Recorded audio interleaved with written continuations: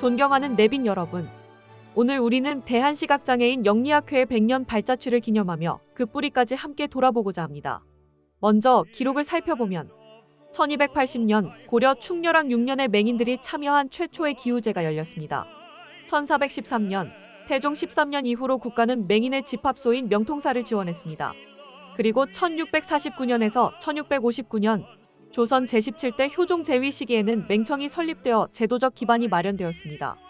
이렇듯 오랜 전통과 맥을 이어 1925년 이문호 선생께서 조선맹인 영리대성교를 창립하시며 학회의 첫걸음을 내디뎠습니다.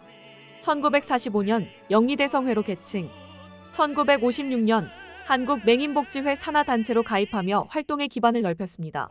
1970년 문화공보부의 사회단체 대한맹인 영리협회로 등록, 1971년 문교부로부터 사단법인 인가를 받아 초대 이사장에 최동현 선생이 취임했습니다. 1978년 동대문구 용두동에 중앙회 건물을 마련하고 1981년 영리학원을 개설해 제1기 6명이 수료했습니다. 1989년 중앙회 회관을 성북구 동선동으로 이전, 1992년 성북 점자도서관을 개관하고 월간역학 소리잡지를 발간했습니다. 1994년 맹인문화관 건립위원회 발족, 1996년 성북 소식지 점자판 1호 발간과 복지관 건립 신청을 보건복지부에 제출했습니다. 1997년 서울특별시로부터 사회복지법인 인가, 1998년 성북시각장애인 복지관 개관, 2001년 복지관에서 영리학회 교육사업을 승계하여 역학인 양성교육을 이어갔습니다. 2005년 서울시 전통문화지원사업으로 서울맹인독경을 재현, 2007년 학회는 대한시각장애인 영리학회로 명칭을 바꾸고 독경인 면담조사서 발간, 경복궁 민속박물관에서 재현 행사를 열었습니다. 2011년 전국시각장애인 독경 경연 대축제 개최, 2014년 역학사 자격증 한국직업능력개발원 등록, 2015년 서울맹인 안택경 음반 출시와 축하 음악회, 2016년 홈페이지 개설과 새해 운세 이벤트, 국태민안 기원 독경 한마당, 학술 세미나, 그리고 에스페란토 교육과정으로 국제교류 기반을 넓혔습니다. 2017년 서울맹인 독경이 서울시 무형유산 제48호로 지정되며 제1회 공개 정기 공연이 남산골 한옥마을에서 열렸습니다. 2018년 제2회, 2019년 제3회 공연이 남산골 국악당에서 열렸고 같은 해 학술 세미나에서는 서울맹인 독경의 역사와 특징, 음악과 서울굿과의 차별성을 조명했습니다. 2023년 제4회 공연이 도남문 국악당에서, 2024년 제5회 공연이 미아리곡의 예술극장에서 열렸습니다. 그리고 2025년 역학사 자격증 제9회 검정시험이 진행되고 있습니다. 지난 100년 대한시각장애인 영리학회는 교육과 인권, 문화와 전통을 지켜왔습니다. 오늘 우리는 그 발자취를 기념하며 새로운 100년을 향해 힘차게 나아갑니다. 감사합니다.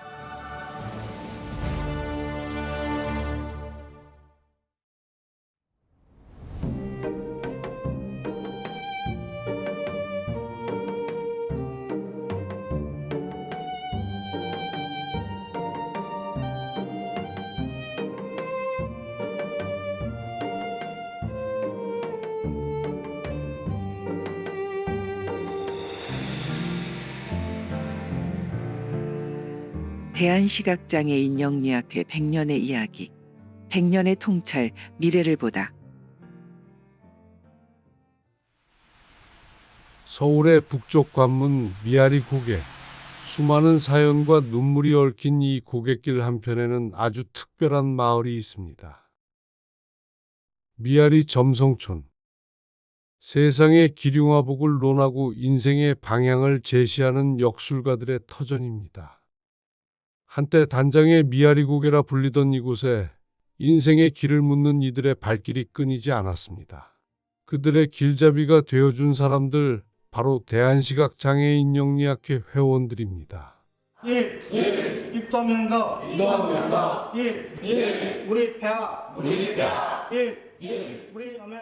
우리 대한시각장애인 영리학회 총회입니다. 각 도에서 영리학회를 대표하시는 대의원님들, 이사님들 참석하셨습니다. 2025년 이들이 속한 대한시각장애인 영리학회가 창립 100주년을 맞았습니다. 나라 잃은 서름 속에서 생존을 위해 몸부림치던 작은 조합에서 시작해 이제는 한국 역학의 중요한 축이자 독특한 문화를 지켜가는 버팀목이 되기까지 지난 100년은 단순한 시간의 흐름이 아니었습니다. 그것은 차별과 편견에 맞서 자신들의 길을 개척해온 치열한 투쟁의 역사이자 서로를 보듬고 지켜온 연대의 기록입니다.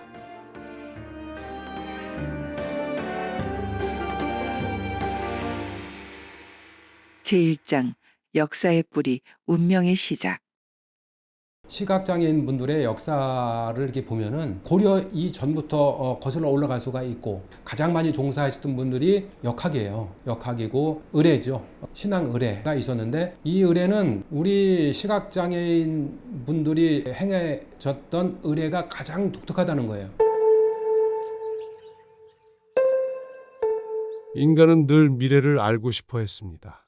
한반도의 역사 초기 우리 선조들은 동물의 뼈를 태워 그 갈라짐으로 기륭을 점쳤습니다.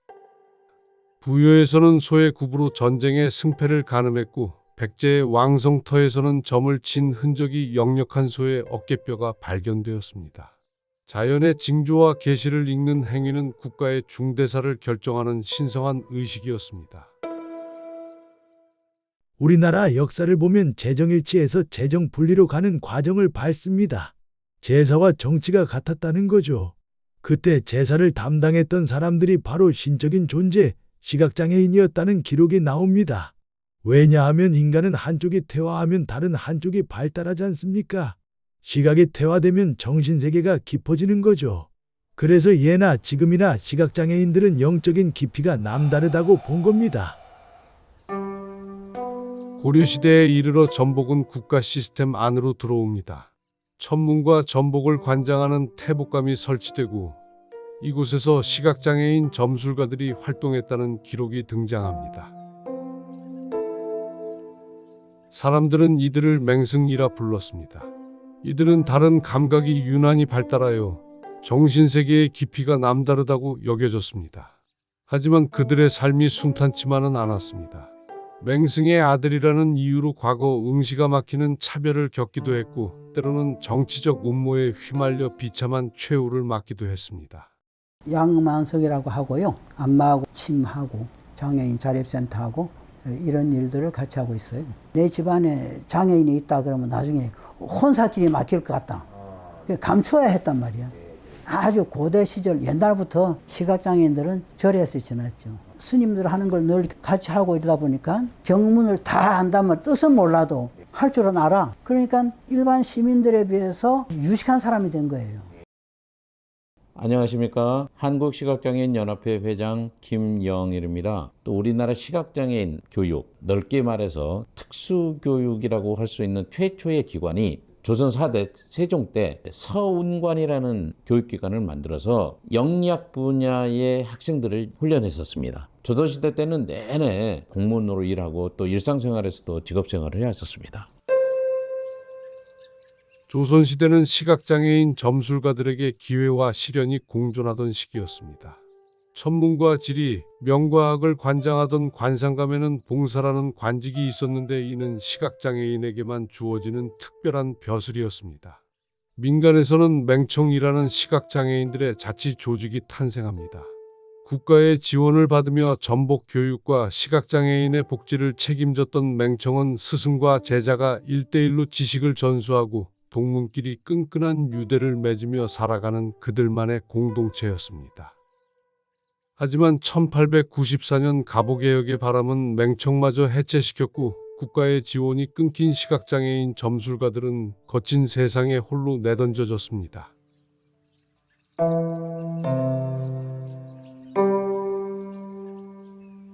제2장 암흑 속 횃불, 조합의 탄생.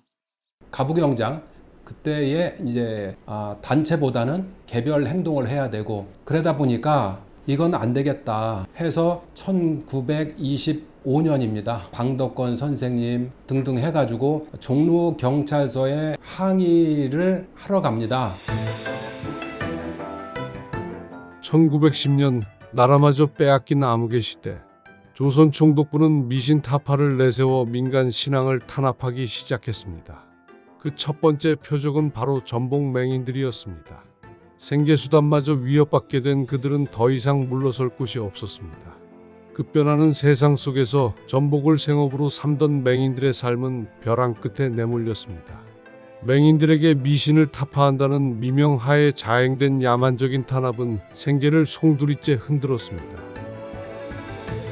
그러나 이들은 포기하지 않았습니다. 이때 방덕권, 김병순과 같은 인물들이 일어섰습니다. 그들은 전국의 전복 맹인들을 모아 조선 총독부 앞에서 수년간 끈질긴 투쟁을 벌였습니다. 우리의 눈은 멀었지만 우리의 정신까지 죽일 수는 없다. 이것은 미신이 아니라 우리의 밥이고 우리의 삶이다.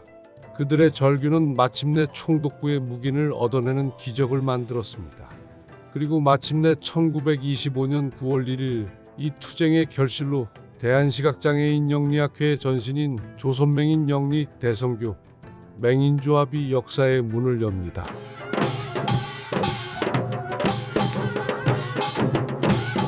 맹청이 없어지고 그렇게 어려웠던 그런 시대에 여러 그 선배님들께서 엄하다는 그런 조선 총독부의 시위도 하고 이래서 결과적으로 아주 그 시각장애인분들은 예외다라는 해도 된다, 역학을 해도 된다는 어떤 그런 문서까지 받고. 이는 단순한 조합이 아니었습니다. 자신들의 생존권을 지키고 서로 돕고 살아가기 위한 맹인들의 처절한 몸부림이자 위대한 첫걸음이었습니다. 초대 회장 이문호를 중심으로 흩어져 있던 맹인 역술가들이 하나의 구심점 아래 뭉친 것입니다. 바로 이날이 100년 역사의 첫걸음이었습니다. 한경애고요. 영리학회 이사 맡고 있고요. 몇 년 전까지 특강 선생을 했습니다. 그때 종로 3가 봉일동에 조합집이 있었어요. 근데 그 집이 좁죠? 조그맣고. 거기 영리학회 허가를 내줘라 그랬다는 거예요. 그래서 그때 을충년에 종로경찰서에서 허가를 받아서 우리가 봉일동에서 그때까지 조합이 있었죠. 그 당시 조합의 설립은 단순한 이익단체를 만든 것이 아닙니다. 일제 탄압이라는 거대한 벽 앞에서 우리의 정체성과 생존권을 지키기 위한 처절한 몸부림이었죠. 방덕권 선생님 같은 분들은 사제를 털고 목숨을 걸고 싸우셨습니다. 그분들의 숭고한 희생이 없었다면 지금의 우리 학회도 없었을 겁니다. 100주년의 의미는 바로 그 정신을 기억하는 데 있습니다. 조합은 재정 자립을 위해 송경금 징수 제도와 월수 취리 방법을 창안했고 사망한 회원에게 재수금을 지급하는 상부상조의 전통을 세웠습니다. 이는 단순한 이익 집단을 넘어 서로의 삶을 끝까지 책임지는 운명 공동체로 나아가겠다는 약속이었습니다.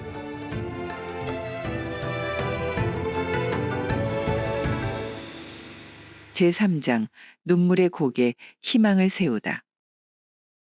시각장애인 영리학회 현 부회장, 늘 푸른 철학원 인병환입니다. 50년 전에는 초기에는 선배님들이 애단심이라든지 회원들의 애단심이라든지 이것이 굉장히 하여튼 단합도 잘 되고 투철했었어요. 제65대 대한시각장애인 영리학회 서울지부 회장으로 지냈던 권우형입니다. 국외문생이 모여서 하나의 조합이 되고 조합이 영리학회가 되고 서로가 똘똘 뭉칠 수뿐이 없었고요. 한 달에 2번씩 또 개회를 합니다. 문생 개회를. 늘 자주 만나고 또 모이고 선생님한테 말씀 듣고 선배들한테 이야기 듣고 가족 이상의 끈끈한 매력이 있는 게 영리학회입니다. 저는 부산에 살고 있는 49년생 배웅만입니다. 영도 다리 밑에 학구방처럼 집을 지어가지고 역학하는 분들이 한 50명 있었어요.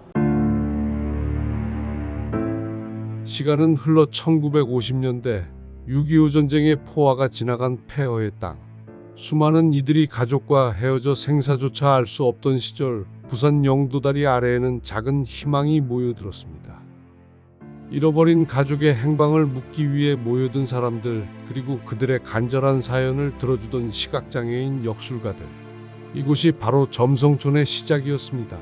우리 아버지께서는 1895년 을미생 울산서 영리업 활동을 하다가 동료들하고 같이 1919년에 3.1 독립운동 때 동료 시각장애인들하고 이제 울산 장터에 가서 독립운동하는 같이 갔었대요. 아마 도망을 했던 것 같아요. 그래가지고 결국은 부산에 왔는데 시내 아니고 배를 타고 건너가야 되는 조그만 그 섬, 그 영도섬인데 6.25가 터지면서 전국에 있는 영리업자 저 많은 사람들이 거의 영도다리 근처에 모였다고 보면 될 거예요. 그 당시부터 이상하게 도난도 많고 또 집안에 그 미아가 많이 생겨. 그러면 그냥 저 영도다리 밑에 그 저 많은 사람들이 그리 쫓아와서 물어보고 그러잖아.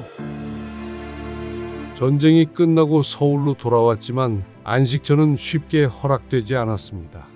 종로삼가 뒷골목과 남산 기슭에 잠시 터를 잡았던 점성촌은 1960년대 중반 서울시의 도심 재개발 계획으로 또다시 흩어질 위기에 처합니다. 그때 종로 3가에 거주하던 맹인들은 다 돌아가셨죠. 탑골 공원을 비롯해서 종로 3가 거기 노점 보는 맹인이 10명 정도 상주했죠. 그 다음으로 출발하는 초보자들은 남산에 많았고요. 남산에 조그맣게 세를 얻어서 그러다가 박정희 대통령 때 적십자 회담한다고 초라한 거 보이지 않겠다고 철거시켰죠. 그래서 거기 사람들 대부분 여기 도남동으로 넘어왔죠. 저는 서울맹학교에서 교사 교감 교장으로 근무하다가 벌써 18년 전에 정년 퇴임을 했습니다. 미아리 고개가 516 나기 전에 굉장히 높은 고개였는데 516 나고 나서 그걸 깎았어요. 거기로 이제 처음 자리 잡고서 복수를 시작한 사람이 이도병이라는 분이에요. 바로 그때 한 역술인의 선택이 새로운 역사의 시작을 알렸습니다. 1966년 4월 이도병 씨는 모두가 떠나간 남산을 뒤로하고 변두리였던 미아리 고개로 향했습니다. 집값이 싸고 교통이 편리했던 미아리 고개 아래 어두운 굴다리 밑에 작은 의자를 놓고 노점을 시작했습니다. 그가 바로 미아리 점성촌의 첫 씨앗을 뿌린 사람이었습니다. 여기가 전차 종점이거든.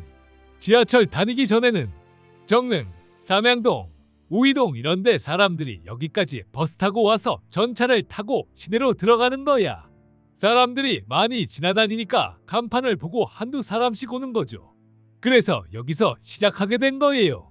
그 당시만 해도 점자도 있고 책도 많고 하지만 그때에는 그런 거 하나도 없었어요.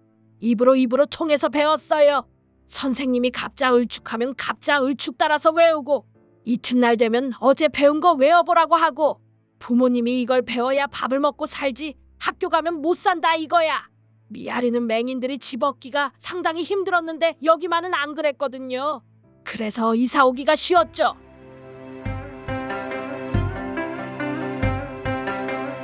이도병 씨의 성공 소식에 흩어졌던 역술인들이 하나둘 모여들기 시작했습니다.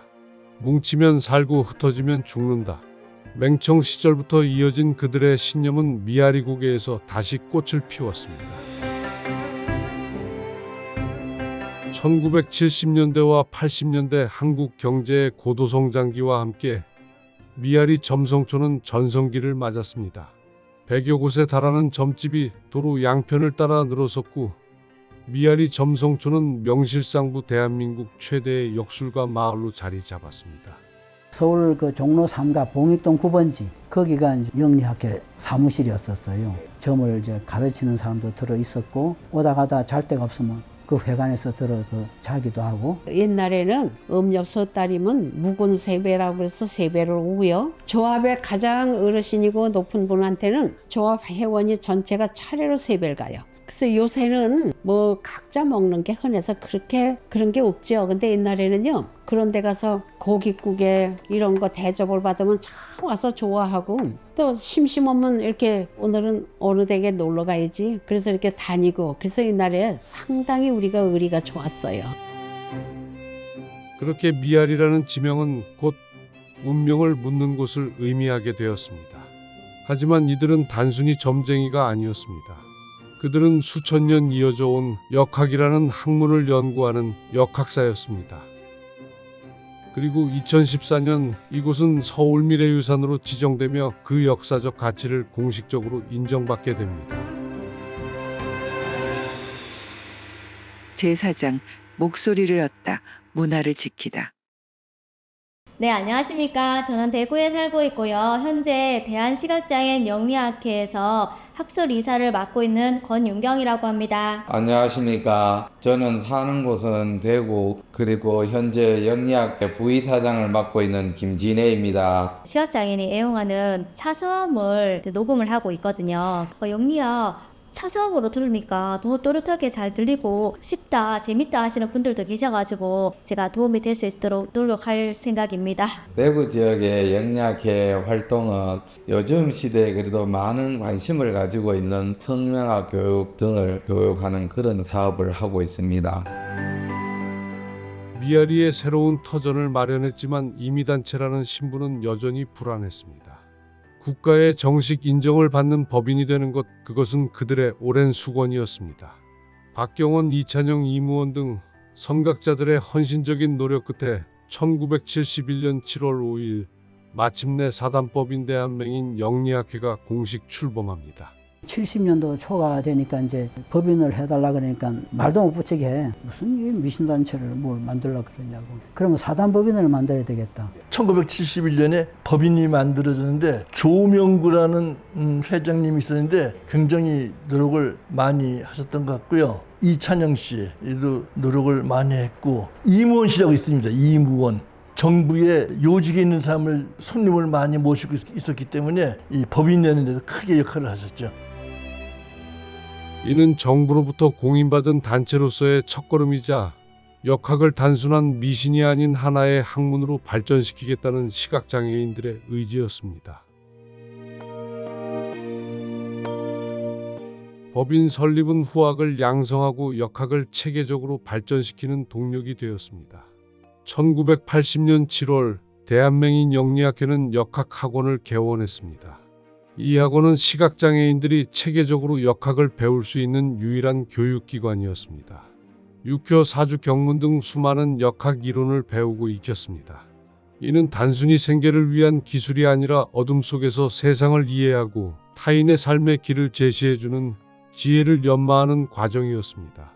또한 수많은 시각장애인들에게 자립의 길을 열어주었습니다. 하지만 법인 운영은 쉽지 않았습니다. 자금난과 내부 갈등 속에서도 이들은 역학의 가치를 지키기 위해 노력했습니다.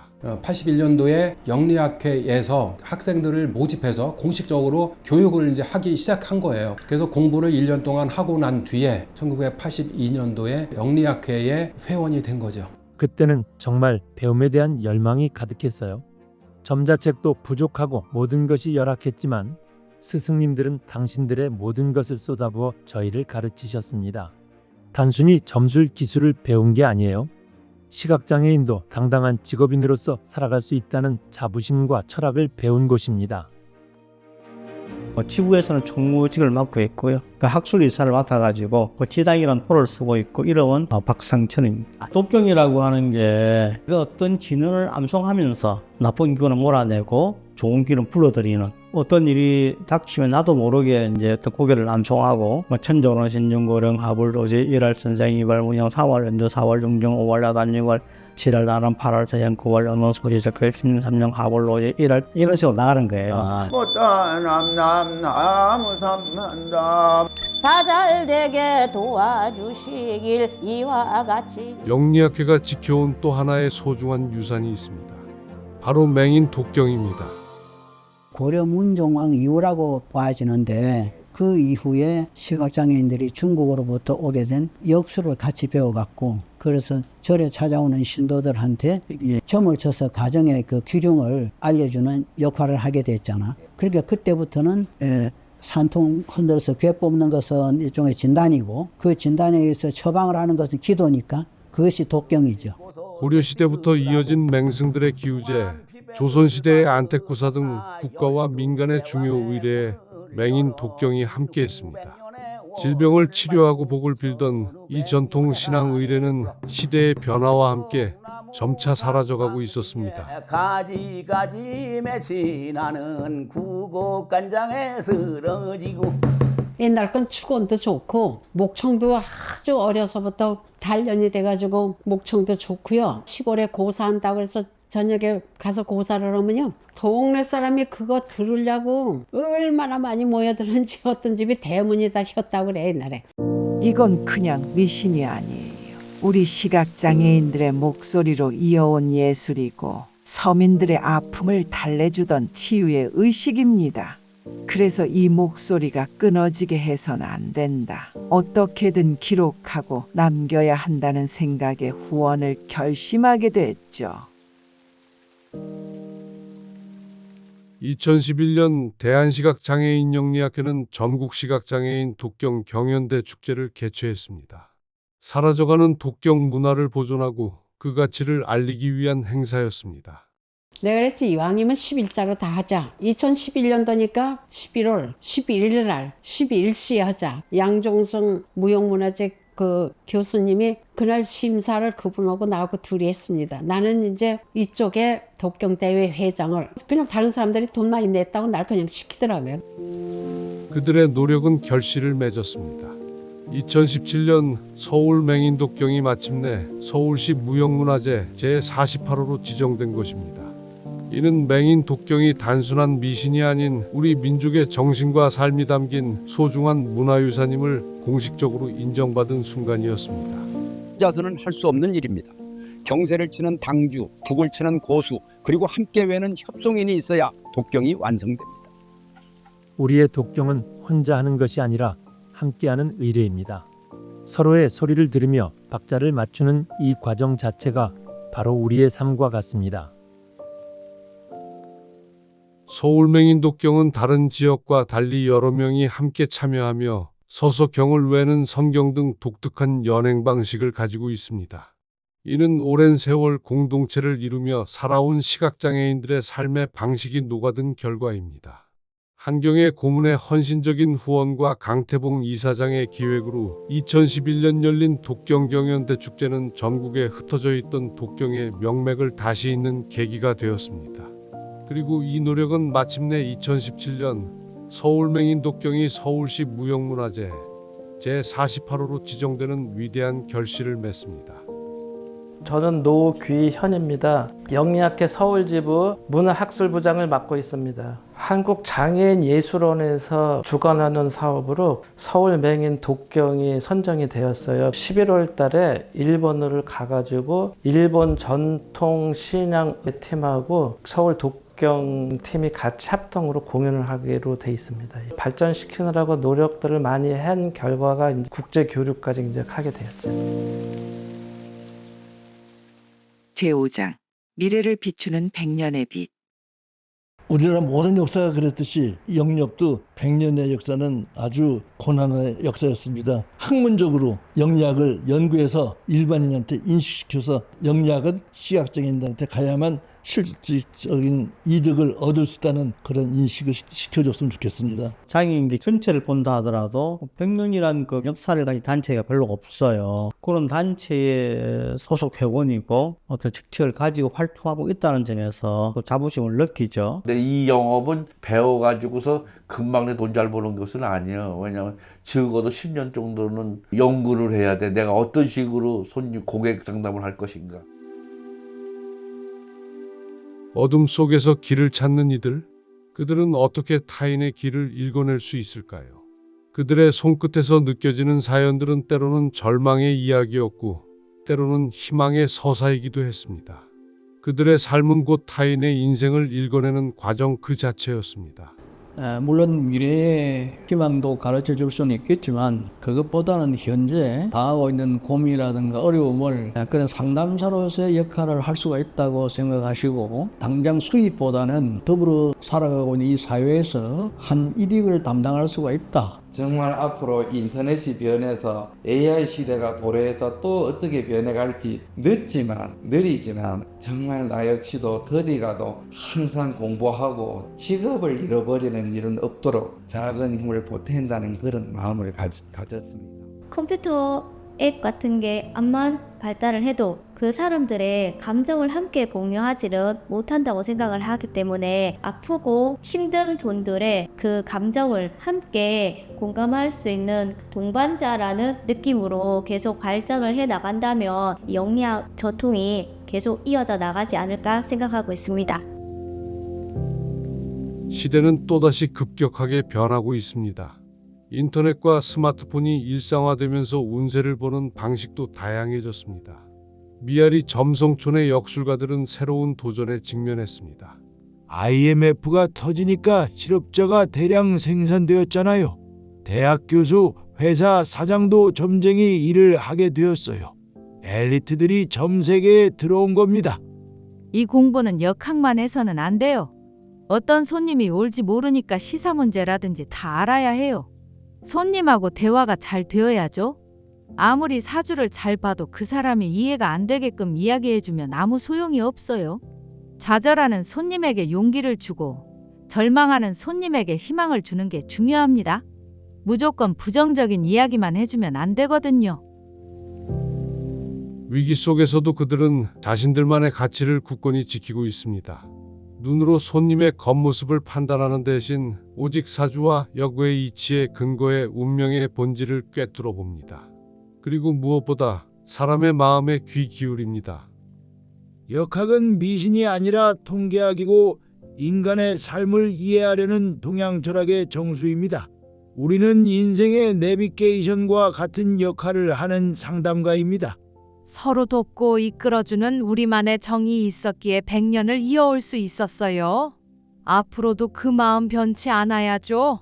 우리는 눈으로 못 보니까 보지 않고도 그 사람의 사주를 맞춰주는 거, 그것이 우리 실력이고 자랑이죠. 역학인으로서 제 역할은 사람들이 불행한 곳에서 행복의 길을 찾도록 도와주는 겁니다.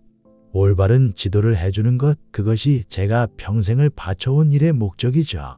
대한안마사협회 23기 최의호입니다. 100이라는 숫자를 채우는 단체는 많지 않고 영리학회나 또 안마사협회나 가능성은 같습니다. 국제 교류와 확장을 통해서 영리학의 가치를 세계에 알리는 것도 큰 과제가 될 것이라고 생각합니다. 영리학회가 우리 시각장애인 더 나은 직업이 되길 바라고요. 100주년 진심으로 축하드립니다. 우리나라 시각장애인의 영리학 역사는 1000년이 지났다고 생각합니다. 재능 있고 또 관심 있는 시각장애인들이 영리학을 통해서 직업생활을 영위할 수 있도록 한국시각장애인연합회는 지원하고 협력하도록 하겠습니다. 영리학을 발전시키는데 여러분 더 노력을 많이 해줬으면 좋겠고요. 특히 젊으신 분들께서 더 포부를 크게 하고 10년 대계, 100년 대계로 멀리 봐서 준비만 했던 그런 것들도 이제 차츰차츰 해서 더 크게 가자.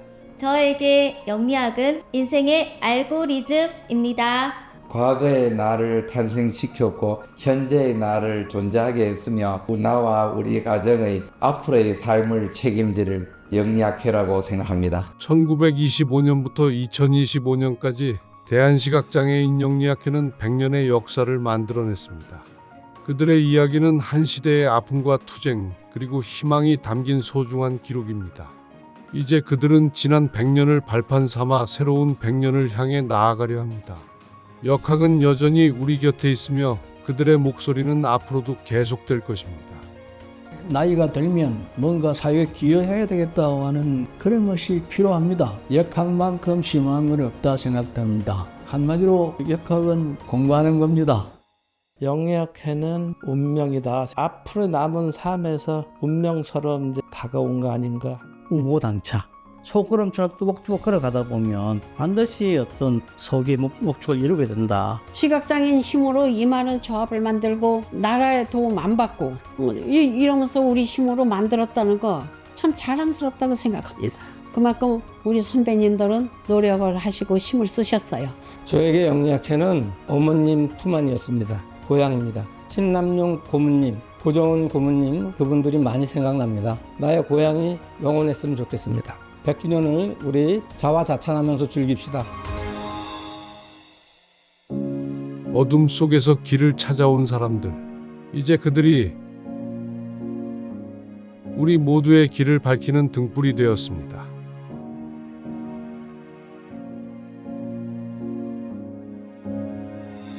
대한시각장애인 영리학회, 그들의 위대한 100년을 기억합니다.